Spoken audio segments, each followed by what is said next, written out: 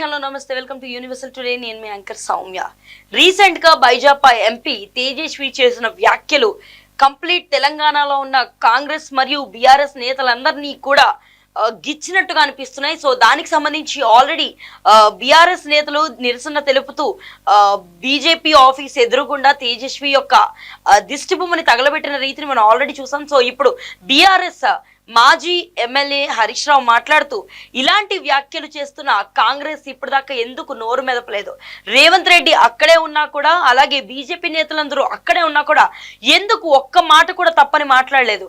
ఇది కేవలం తెలంగాణ ప్రజలను వెక్కిరించడం మాత్రమే కాదు, ఎంతో మంది యోధులు చేసిన ప్రయత్నాన్ని, అలాగే ఎంతో మంది చేసిన పోరాటాన్ని చిన్న చూపు చూడటమే, ఎంతో మంది సాహసోపేతంగా దెబ్బలాడి ఎంతో యుద్ధం చేసి ఎదురు వెళ్ళి మరి తెలంగాణని తెచ్చుకున్నారు. సో అలాంటి తెలంగాణని తెచ్చుకున్న విధానాన్ని తేజస్వీల అవహేళన చేయడం, అది ఆంధ్ర అండ్ తెలంగాణ విడిపోవడాన్ని ఏకంగా భారతదేశం అలాగే పాకిస్తాన్ తో పోల్చడం అన్నది ఎంత చిన్న చూపు చూడడం, ఎంత అవమానపరచడమో ఎందుకు కాంగ్రెస్ నేతలకు అర్థం కాలేదు. ఎందుకు బైజాపా వైపున నిలబడి మరి తేజస్విని సపోర్ట్ చేస్తున్నారని చెప్పి హరీష్ రావు హితవు పలికారు. అండ్ ఆయనతో పాటు కేటీఆర్ కూడా దీనికి సంబంధించి ఇదే సభలో పాల్గొనడం అయితే మనం చూస్తున్నాం. సో ఇక్కడ న్యూస్ ప్రకారం కూడా సో ఆయన బైజాపా అలాగే కాంగ్రెస్ నేతలు ఎందుకు సభలో ఉన్నా కూడా నోరు తెరవలేదు అని చెప్పేసి మాట్లాడుతూ, సో జగిత్యాల్లో ఈ నెల 20న జరగబోతున్న సభకి సంబంధించి అక్కడ ఉన్న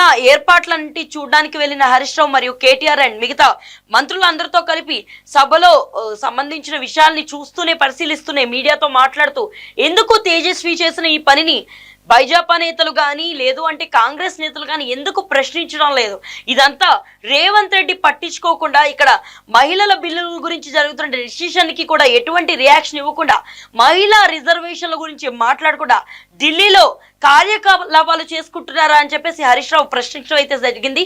సో దానికి సంబంధించి ఖచ్చితంగా మళ్ళీ 4 కోట్ల మంది కోరుకుంటున్న విధంగా కేసీఆరే మళ్ళీ అధికారంలోకి వస్తారు, నెక్స్ట్ పాలన కేసీఆర్ దే చూడబోతున్నాం, కాంగ్రెస్ నేతలు ఏం చేస్తున్నారు, సీఎం గా ఉన్న రేవంత్ రెడ్డి ఎలాంటి అన్యాయాలు చేస్తున్నారో ప్రతి ఒక్కరు చూస్తున్నారు.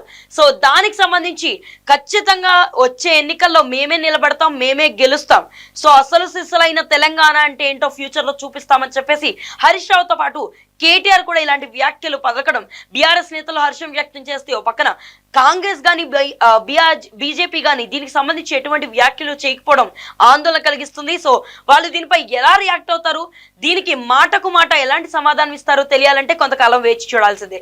సో మరిన్ని అప్డేట్స్ కోసం యూనివర్సల్ టుడేని ఫాలో అవ్వండి.